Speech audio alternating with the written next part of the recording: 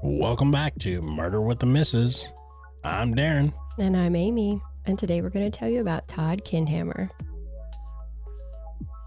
Don't forget to smash that like button. Check out the description for the links of all of our podcast platforms, Cash App, and Buy Me a Coffee. Like, share, subscribe, and don't forget to tell your friends. Hello, everybody. Hello, hello. Got past all the Valentine chaos. Of course. Chaos? Yeah. I've been trying to talk everybody into celebrating holidays after the holidays, so everything's discounted. Oh, yeah. Everything's discounted. You get better pricing and everything because, you know, the stores, box stores and everything, they bought everything up in bulk. Yep. And so they got to get rid of it. I'm trying to have Christmas on the 26th. I'm trying to have Valentine's Day on the 15th. Yeah, usually like 1-2 days, that stuff's like 50% off. Right? I mean, that's just how you do it. I mean, you might get something random. That's the real Valentine's Day. That's 15th or 16th. Yes. Show your love at a discounted rate. Yeah. You get more that way. Right? But anyway, I was talking to a guy the other day and he's like, crap, man, I forgot it was Valentine's Day. And I was like, oh, you in trouble? I mean, like me, we don't really celebrate it that much. We do, but we don't. So every day's Valentine's Day. Yeah. Every day's a joy to be with me. I'm sorry, what? Yeah. I'm here. I'm here. You're welcome. Good Lord. See what I deal with? Yeah. All right, we're going right into it. I'm going to cut this off. We are in La Crosse County, Wisconsin, and we're talking about Todd and Barbara. They were both born in March of 1970 and first met at Todd's cousin's wedding. Barbara had a boyfriend, but that didn't work out, so Todd got his shot. They ended up getting married in 1991. They had a son, Jordan, and a daughter, Jessica. Everyone said that they had a good relationship. Their son-in-law describes their marriage as perfect. Barbara's best friend said that they were always having fun together, laughing, holding hands, and just enjoying each other's company. Barbara's sister, Barbara's brother, said it was a very, very... He said it was a very, very good relationship. So good that he used two veries. So that's pretty good. I mean, very, very good. But was it? But was it? It never is, right? Every time when we've ever told a story, it never is what it says. Never on like face value. Yeah. Don't. I mean, it sounds great. Sure, on paper. But Todd, it never is. It never is. Anyway. Todd had worked at different places, but was at Crown Cork and Seal at the time that this took place. So they make aluminum cans. Oh. What'd you think it was? I thought it was like Crown. Not Crown Royal. I was like, sweet. It's like, speaking of discounts. I was like, nice. Now, he would also do windshield repairs and replacements at their house for extra money. And he and Barbara had flipped a couple of houses. Barbara was a very punctual employee at the middle school cafeteria, and Jessica had just had their first grandchild. The kids actually had just thrown them a surprise 25-year wedding anniversary party, and they were actually together for 28 years at that point. And I don't know why people only count from the time the government gets involved in the relationship. I never understood that. No, I mean, you know, we should get credit from the time served. That's right. I mean. Absolutely. We count all the time. Yeah. No, we've been together since 98. Yeah. The government didn't get involved until I was 6. I don't care what the paper says. Exactly. I have been in this. We have been in this. Sorry. Whoa. I'm here too. Yeah. We've been in this for going on 27 years. 27 years. Why are you crying? Oh, sorry. 27 years. Happiest years of my life. Bro, we're going to have to talk after this. No. So this brings us to Friday, September 16th of 20. That's the help sign. I can't remember. That's what I was doing. Oh, it's this. Oh, damn it. I was just telling them, go forward. If you ever see somebody doing this out in public, they need help. Okay. 27 years. Stop it. And what if you have arthritis, man? Because I can't hardly do that. Well, then you just look like you're doing sign language to somebody or making shadow puppets. It doesn't look the same. Anyway, go ahead. Okay. This brings us to Friday, September 16th of 2016. The weather was overcast and a little rainy, but they still had plans to go camping that weekend. It was an annual camping trip that they took to go to Barbara's favorite festival. If you don't stop, I can see you out of my peripheral. Sorry. They did everything together, kind of like me and this guy. Todd made Barbara breakfast in the mornings, got her giant water jug filled with water. He usually drove her to work. Sorry. Oh, bite your finger off. My bad. Anyways, she had one of those big, I used to have one, like the big Bubba jug. For the people that are listening to the audios, I was making hand puppets. Yeah, he's making hand puppets. Yeah. And attacked me. I'm just saying. His hand puppet was coming straight at my face. I'm just saying. That was my rooster. That was a rooster? Yeah. Can you see it? Oh, I can. Yeah. Rooster. Get a good angle on it. Rooster. It's hard to hone him in sometimes. Sorry. Anyways, so I used to have one of those big Bubba jugs. Do you remember that? It was like a 50-something ounce jug. Yeah. It's like steel around the middle. Big bubble gulp. Yes. There's a picture of it on the screen. You can probably see it in the little tiny thumbnail. But so he filled her jug with water, and he usually drove her to work if he wasn't working that morning. He coordinated his breaks with her breaks so that they could talk on the phone throughout the day. He would text her to call him when she got off work if he wasn't picking her up that day. Like I said, they did everything together. And this morning was no different. Todd had just switched to the night shift to help a coworker out, and he was starting that Friday night. So they did their routine because Barb had to be at work at 8 a.m. But this was not a typical morning. By 8:05 and some change, Todd was calling 911. Cell records show that it was at 8:06, but the 911 call system shows it was like 8:05, 30-something seconds. So it was in between 8:05 and 8:06. He ended the call abruptly, so they called him back.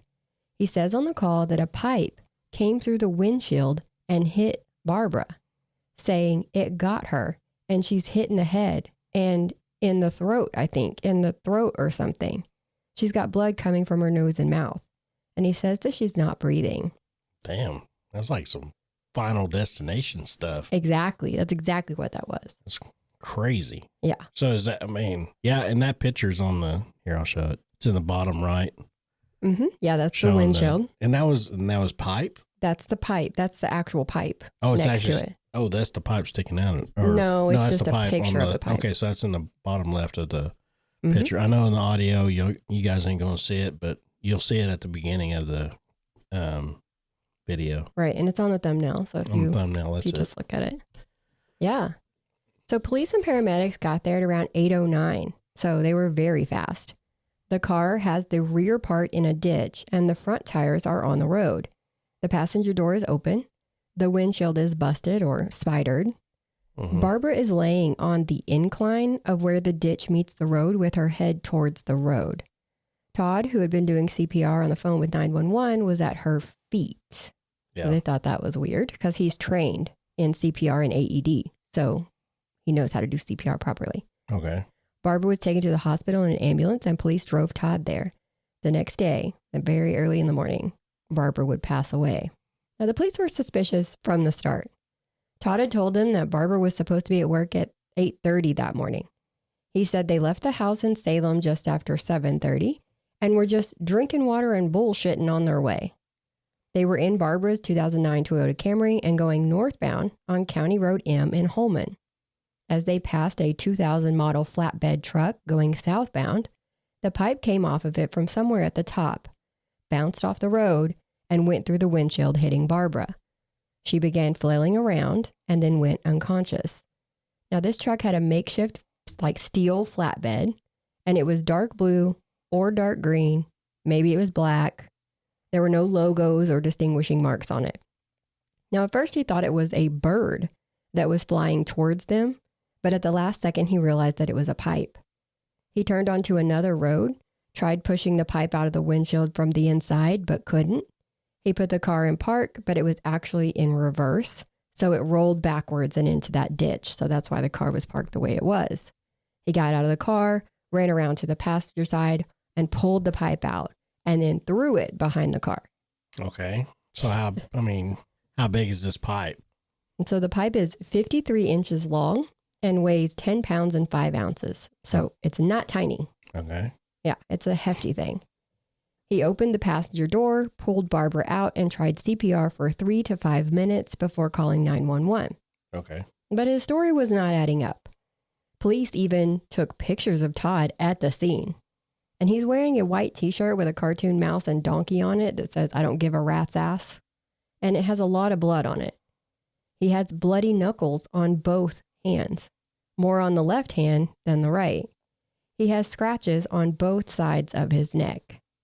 So they start immediately looking for places in the area that could have surveillance footage. They need to find that truck before the footage is erased. And they find a place that shows the Camry go by on County Road M.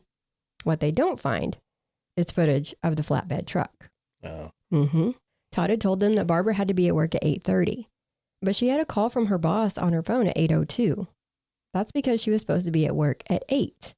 It was always at 8. Something that someone who drove her to work regularly should have known. And she was so punctual that her being just 2 minutes late prompted her boss to call her to see what was going on. 2 minutes. So he called at 8:05. Right. So she probably, would have been on time if all that didn't happen. She would have probably been on time if they had been driving towards the school. But they were headed in the opposite direction. Oh. So they're like, why were you going that way? Another red flag. Gotcha. They did ask him what happened to his hands. Now he's got, every knuckle, and I'm talking both sets of knuckles on his left hand and his thumb have marks on them. So all right, so I see where we're going. And then the right hand is just a couple of the knuckles, not all of them, just a few. Yeah. So they ask him, they're like, what happened to your hand? And he told a story that changes multiple times. But for the knuckles, he said it was probably from him trying to push the pipe out of the windshield. Mm-hmm. So I don't know about you, Sure. but I usually use my knuckles to push things around. Yeah. Like, why would you? Why? He also had scratches on both sides of his neck, remember? And he had one on his chest. And he said, well, I work with glass all the time, so that's probably why. Well, you was driving our truck that one time and that pipe came off that truck, remember? And it hit the windshield. No. You don't remember that? No. Oh, well, I remember paying for the windshield. I have a very bad memory. But anyway, because you had Haley with you. Oh. And it hit dead center of the windshield. Mm-hmm. But it wasn't a real big piece of pipe. It was only like maybe 10 inches or whatever. But right. it didn't go. And you guys were driving. You was 65, probably more. And the other guy was probably the same way. Mm-hmm. And the thing bounced off the ground and hit the windshield, but it hit the window and then bounced off. Okay. Yeah. And everything. It didn't go through. Right. But. Because it's hard to go through a windshield. But it's damn close. Mm-hmm. But yeah, I wish I remembered that when I was doing this story. Yeah, no, that was, it's been a while. Haley was young. Yeah. Okay. Yeah, I don't remember that at all. Yeah. Okay. Man. That was in the black truck. The Z71. Oh, okay. They don't know about that truck. I'm just saying. I'm telling you which truck it was. I know. Maybe you bring it into perspective for you. Nope. Still here. All right. Either way. So if he wasn't taking her to work, where was he going? Okay. So he said that they were going to his friend Justin's house. He was picking up a truck that needed a windshield. The truck would be at the end of the driveway with the keys in it for Todd to pick up. And then Justin would come to his house when it was done and leave money under the deck to pay for it. So the cops, they tracked Justin down. Justin says he had no plans of leaving a truck that day for Todd to pick up. They had no plans to replace the windshield. He never leaves keys in vehicles, and he wasn't even home. He was on vacation. Todd? Yeah, I know. Everything this guy is like, oh yeah, we're doing this. This is why we're doing it. And everybody else is like, no. Not so much. Now I have no clue what the hell he's talking about. He did say that they had talked about a windshield about a month before this in the break room at work, but they had made no plans. They literally just talked about it. So they asked Todd about that, and then his story changed. Oh, it wasn't for Justin. It was for one of his friends, Ben. Now, Ben had a truck that he used on a farm, and he had talked about getting the windshield fixed, but decided not to. It was a farm truck, and he only used it on the land, so it didn't have to be street legal like that. But they talked to Ben, and he said he'd never talked to Todd. So the cops go back to Todd. They're like, okay, it wasn't Justin, and now it's not Ben. And Todd's like, okay. It wasn't Ben. It was Jerry. Golly. But he hadn't talked to Jerry. He didn't know where Jerry lived. And he said that he and Barbara had even drove around on Thursday night looking for Jerry's house, but they couldn't find it. Just randomly driving around. Driving around. So at this point, had they been like, all right, you're coming with me? Oh, we're getting there. Golly. He would later say that he didn't recall actually driving around on Thursday night, but he did recall telling the cops that. So he would, on the stand, they'd be like, didn't you lie? And he says, no, I didn't lie. And like, but you didn't tell the truth. And he was like, right, it was not the truth. Golly. Like, well, what the hell is it then? It's a lie. The police found out where Jerry lived, and they say that Todd was past where his house was when the incident happened. So they also put out a call to the community for anyone who was in the area at the time of the incident that may have seen that flatbed truck or anything, really. Someone came forward saying that he was on his way to a job site and passed the car a couple of minutes before Todd would have called 911. He saw the passenger door open, but he didn't see anyone around the car. He also says that the windshield was not busted. Yep. Now, I saw that coming. Yeah. Now, had he seen someone, or if the windshield was busted, he would have stopped because that makes it look like there was an accident. Otherwise, it just looks like someone got stuck in the ditch. And so that's what he thought, and he kept going. It would be 3 months later, on December 6th of 2016, that Todd would be arrested and charged with first-degree intentional homicide. Because along with Todd's ever-changing story, the autopsy and the evidence from the car didn't make sense. Whether there were 3 or 4 impacts on the windshield, depending on which expert you listen to or report that you read, there was definitely more than one. Yeah. Well, I mean, look, it took him a couple of, tries to get the pipe through the windshield. Yeah, a couple tries to get in there. Yeah. Yeah. And that's something to think about. Like, if there's more than one impact on the windshield, how could a pipe hitting it? Here, I'll bring the for the people that are watching the video. You can see where the first one hit, or maybe. Well, you can definitely see the hole on the second one. Right where Barb would have been sitting. Yeah, in the middle one right there. Mm-hmm. So my guess is he either picked this pipe up off the side of the road or he had it with him. Okay. Now, that's my guess. You can, on that picture, you see two big impacts, but the experts are saying there was actually 3 to 4. They're just inside the other impacts. Oh yeah. So there was multiple. So yeah. So my 3 to 4. Okay. Mm-hmm. So boom, boom. He's sitting there slamming just it until it goes through. That's the 3 to 4 impacts. Okay. All right. Nice. Now they had an expert get on the stand. There's 2 actual places, but they might have been hit 3 or 4 times. Right. That's what. Yeah. So it's obvious that there's more than one. 2 impact points. Yes. And they got an expert on the stand that went on and on about curvature and all the things about windshields. Mm-hmm. But so one of the impacts is in an area where the rear view mirror would be. It'd be right under where the rear view mirror is. Yep. Todd says that when he saw the bird pipe, that's what I'm calling it, the bird pipe, coming towards the windshield on the passenger side, he wasn't thinking, and he punched at it to try to deflect it. But that's from the outside. Yes, and they determined that the impact on that one is from the inside. It is from the inside? Yes. So they determined that he did probably punch it.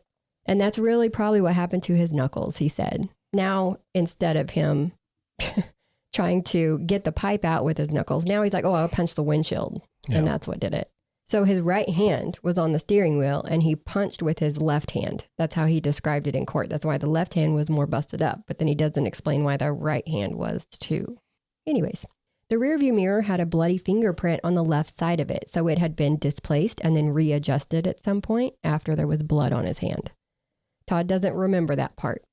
Yeah, so he would have grabbed it. Probably a bloody thumbprint, or he could have pushed it. Mm-hmm.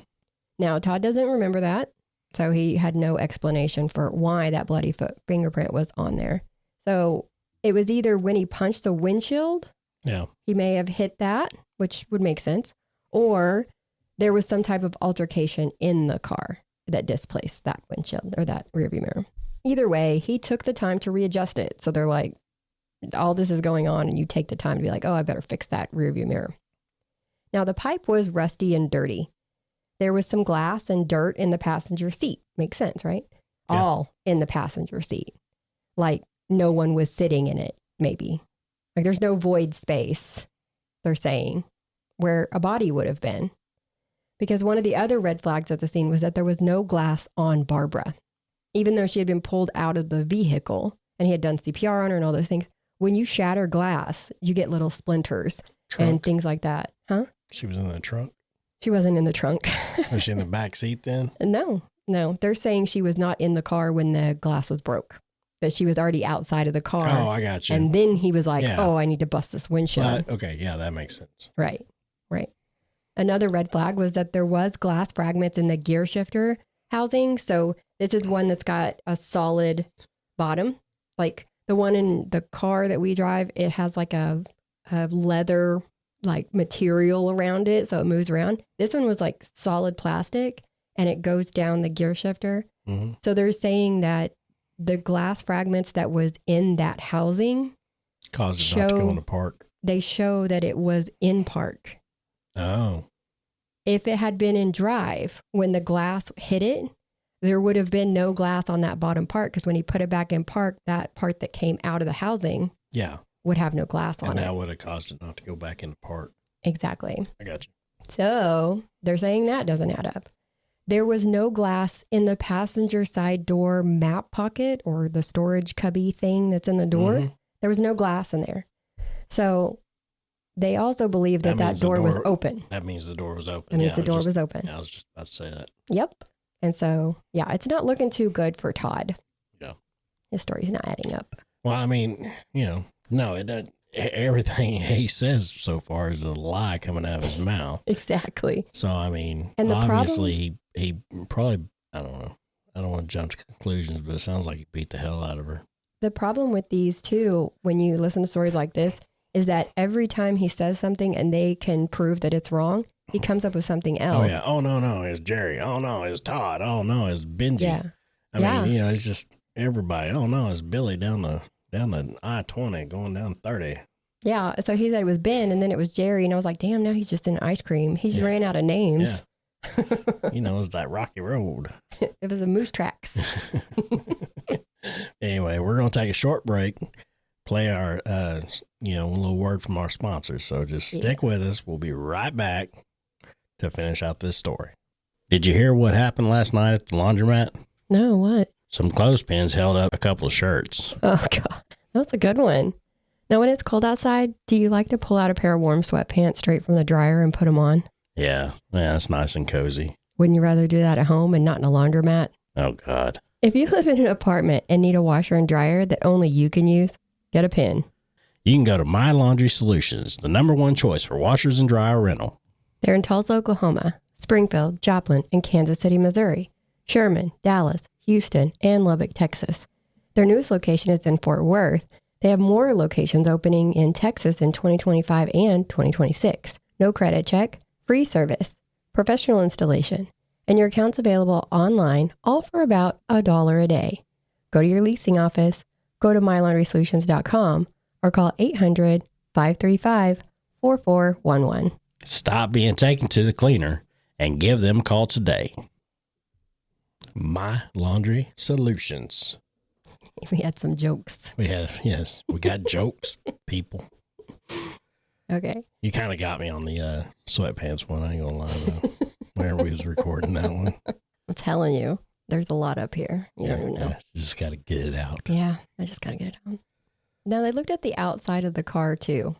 Barbara's blood was on the grass and on the rear passenger wheel.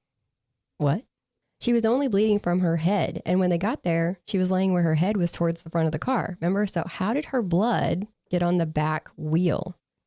He did say on the 911 call, should I get her next to the road? I'm going to try something with her. And then he puts the phone down. So it sounds like he moved the body. Why? I don't know.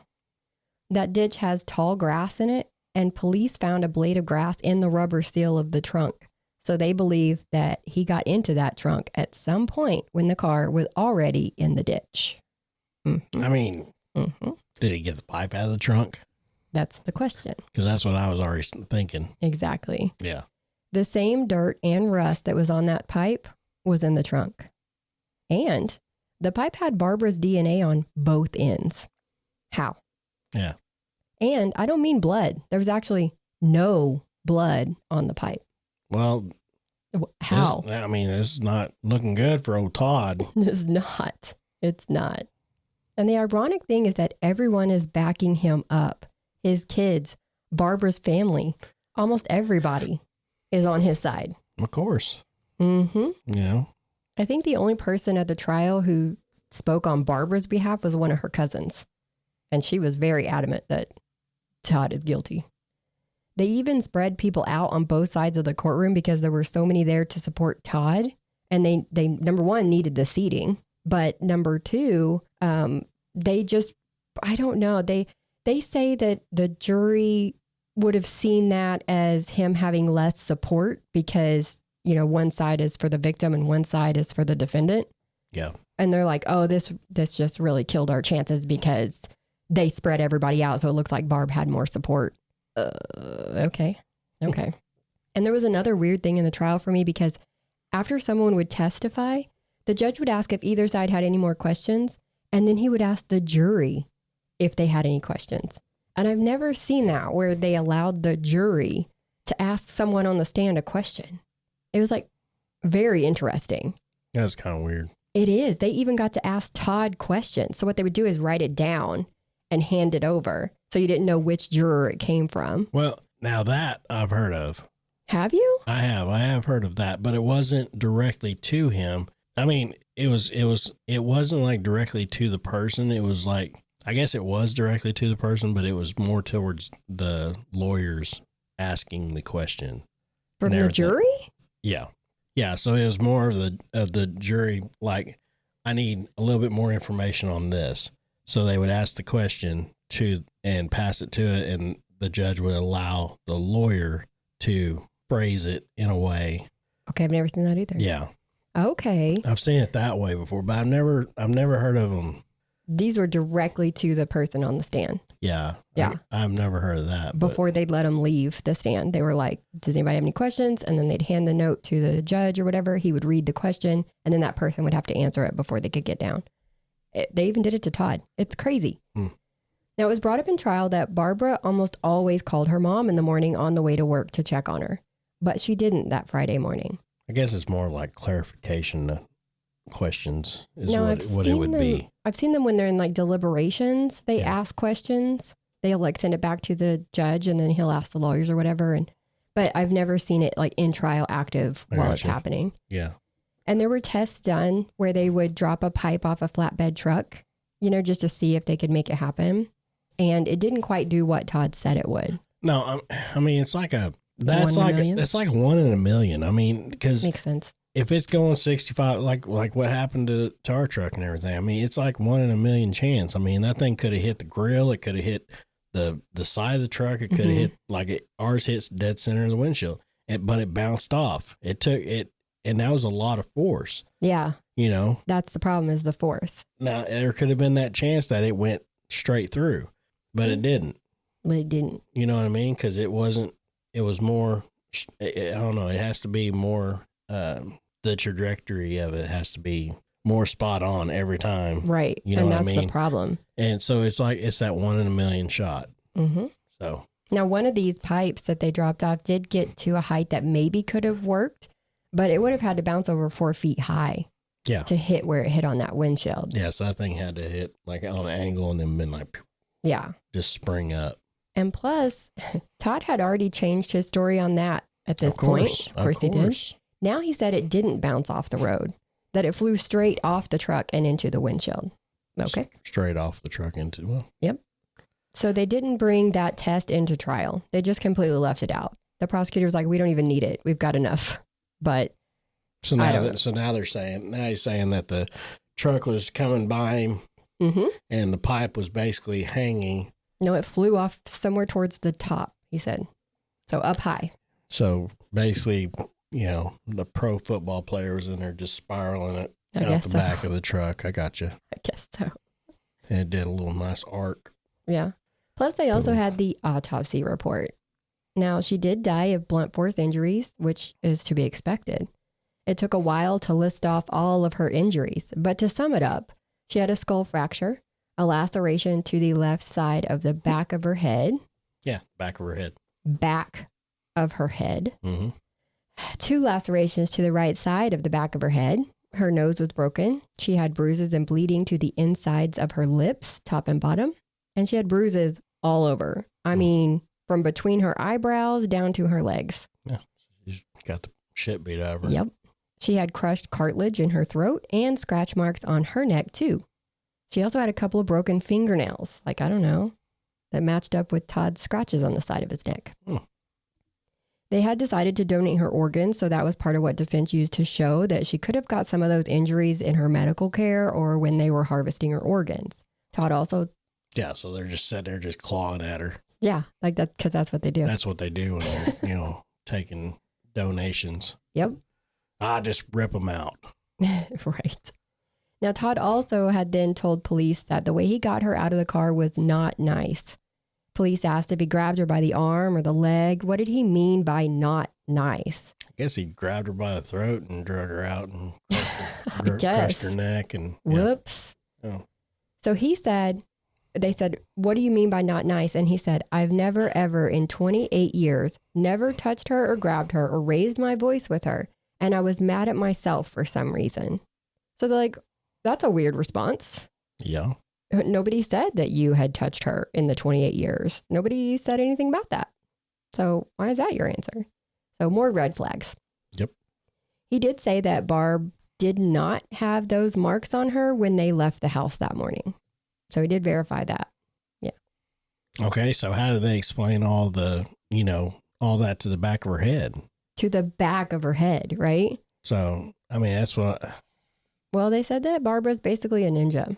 That she was riding along with that big ass Bubba jug in her lap because it won't fit in a cup holder, right? Okay. So she's obviously got to have it at her lap. She saw that pipe coming and had time to duck. And the pipe impacted the back of her head. Okay, so it's a magic pipe now. And then it skipped and hit the other side of the back of her head. Okay, yeah. Hard enough to fracture 55-inch pipe. 55-inch pipe. Mm-hmm. Whatever. 53. Semantics. That was length, though. Yeah, that's 53-inch pipe. Yeah. Coming from a windshield. That's over 4 feet. Over 4 feet. It came in, swung around. Swung around? Oh, yeah. No, because it hit the back of her head. Well, because she leaned forward, so it would have skipped, they said. It would have skipped across her head. It was like pop, pop, pop, pop. Yes, back and forth. Yeah, hitting her on the back of the head. Basically, it was doing a drum roll. Mm-hmm. Pretty much. Yeah, it's a magic pipe. Gotcha. Yeah. So they're like, okay, so that's how you explain the back, which makes no sense. But what about that? There's like a... We're gonna measure the distance between our windshield and the seat. I guarantee it's almost 4. I bet it's 4 foot. 48 inches. Well, there was enough for Todd to grab it and pull it straight out from the windshield, he said. That means less. Yeah. But anyway. Also keep in mind that cartilage damage was like here on her throat. So down here, we'll post some pictures and you'll see a big circle on her throat. And that's where that cartilage was busted. So they're like, well, how'd she get that? How'd she get the broken nose? How'd she get the cartilage? And he said, or defense said, when she flung herself forward, she could have hit that Bubba jug, damaging her throat because, yes. And then maybe that shoved her into the dash, which would have broke her nose. Yeah, I mean, okay. So that's fine. Maybe she did break her nose on the dash. Maybe it was from him grabbing the back of her fucking head and slamming it up against the dash. Maybe right? He had the Bubba jug and he slammed it into her face. Let's talk about that. So there was a broken piece on that Bubba jug. So they know that something impacted it. And there was some blood on the dash, the console, and her seatbelt. That Bubba jug, though, was in the driver's side floorboard up against the center console when they found the car. So how'd it get over there? Oh, with all the magic stuff that's happening. Right? There's no telling. There's no telling. It's magic, too. All these magical inanimate objects. Prosecution proposes that maybe he punched Barbara in the nose and broke it. And then a struggle started. The wheel was possibly jerked, causing them to go into the ditch. And then he pulled her from the car and beat her. And that's how she got the bruising on the inside of her lips. They're saying because there was nothing on the outside. Mm-hmm. So they're like, how did she get bruising on the inside? And their teeth weren't damaged, so they know the pipe didn't hit it. And they said that you can push against someone's mouth like that to maybe, I don't know, keep them quiet when a truck is slowly coming by and you're trying to keep that person quiet. And because of the teeth, it would cause bruising on the inside, not necessarily on the outside. Now, since someone has now seen the car, he has to do something to make it look like an accident. So he looked in the trunk and found the pipe. Yep. And then hit the windshield a couple of times to get it to go through. Then he threw the pipe and called 911 because her blood was found on the outside of the windshield. Yeah. If he pulled the pipe out before he did CPR or anything on her, how would he get her blood on him to when he pushed it into it to get it to go through the windshield? You know what I mean? Like, because obviously the blood on the outside would have had to come as cast off from him, right? Yeah. Does that make sense? So he'd have to have hurt her first, got her blood on his knuckles, then hit the windshield with the pipe, and it would come off. That's what prosecution's saying. Yeah, I could see that. Yeah. And there was question as to whether there was enough time for all that to happen.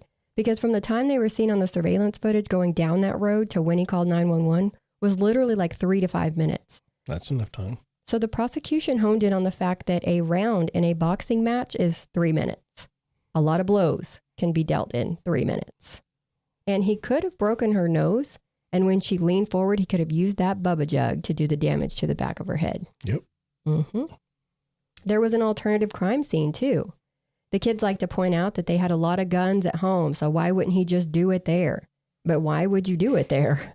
With weapons registered to you, where your son lives with you. Todd left a little piece out of his timeline. Shocking, I know. But cell phone records showed that he and Barbara left the house and went to a neighbor's house that morning. Now, the neighbor wasn't there, so they've been taking care of her place for them, or her place for her. They were there for about 20 minutes. And Todd said on the stand that he's the only one that got out of the car. Barbara stayed in the car when they went to that neighbor's house for 20 minutes. So maybe it happened there. Maybe it happened there. And this is one of the things that the jury asked him when he was on the stand. When he got done, he had said that they'd went to the house, blah, blah, blah. And the jury asked, did Barbara get out of the car? Because I think what they were wanting to know was she able to get out of the car? Had he already hurt her at that point? You know what I mean? Yep. So you could tell where they were going already. And maybe that's why he didn't take her to work. You know what I mean? Like he had no plans of taking her to work on time. Maybe that's why he was going out of the other side of town, trying to figure out what to do. Maybe he was trying to make it look like she had a car accident and that truck coming by foiled the plan. So now he had to come up with something else really quick in case they came back or called the cops. Who knows? And motive was a big thing. There really wasn't a clear motive. They did bring up that they found a $4,000 electric bill and a past due other bill, but Todd explained that away. Both bills were for flip houses that they were working on. So one of them was obviously the electric bill to one, and the other was for like a porta potty. Sometimes you have to wait until the house sells to be able to pay big expenses like that. And neither of them had a criminal history. They had no domestic violence claims. They had no history of depression. Todd was on anti-anxiety meds.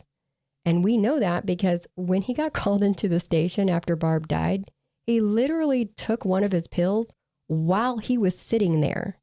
He said he hadn't been taking it, right? Because he's upset because of Barb. This is like, I think 3 days later. He hadn't been sleeping. He hadn't been taking his medication.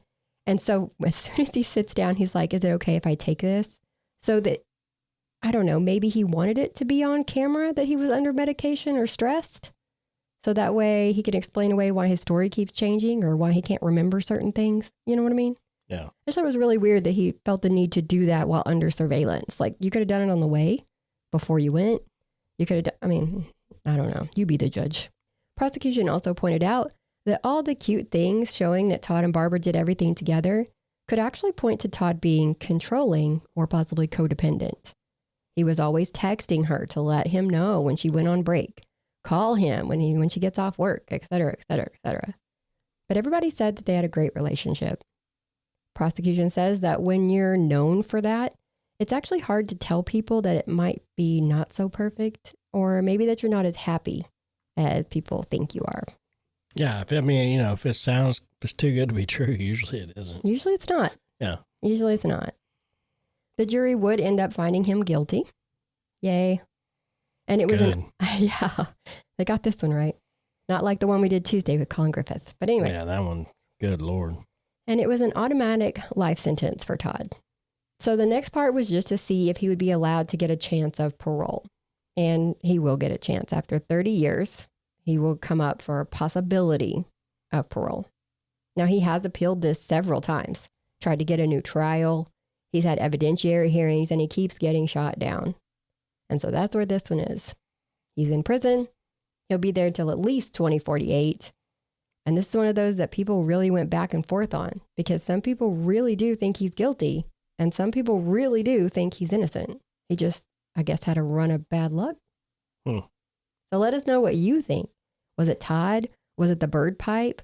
Was it the Bubba jug? Like, what did it? What did it? It was Todd. In the car. In the car with the Bubba jug. With the bird pipe. Yeah, it's really a whodunit. His kids are 100% behind him. And they're really stuck on that. We have lots of guns. Why would he not just do it at the house? There's a lot of reasons not to do it at the house. A lot. Yeah, I mean, this one is just, I don't know. I guess he just lost his shit. Now, I didn't throw this in there because it's not a fact that was like brought up in court or anything. Yeah. But there has been some reports that possibly that neighboring land, I think it was like 80 acres of land, that Todd was actually wanting to buy it.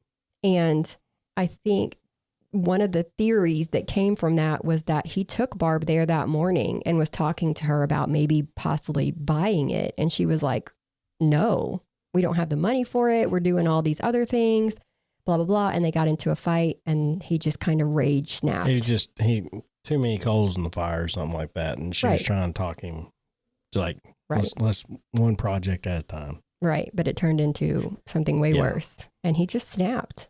That's what they're saying. It was a rage killing. But I don't know. And that sucks. That does suck very bad. Yeah. Now, if you like our content and want to contribute to the channel, there's lots of ways to do it. Number one is like, share, subscribe, hit that notification bell so you know when a new episode drops. We do have a Cash App that you have access, or you have to access by our email. So it's dna.truecrime@gmail.com. Yep. Or you can go to Buy Me a Coffee at buymeacoffee.com/MWTM. And don't forget to tell your friends. Yeah. Most of all, we look for is subscribers. Yeah. So if you know somebody, tell them. And hopefully they like our stuff just as much as you guys do. Yeah, spread the word. Till next time, guys. See ya. Bye.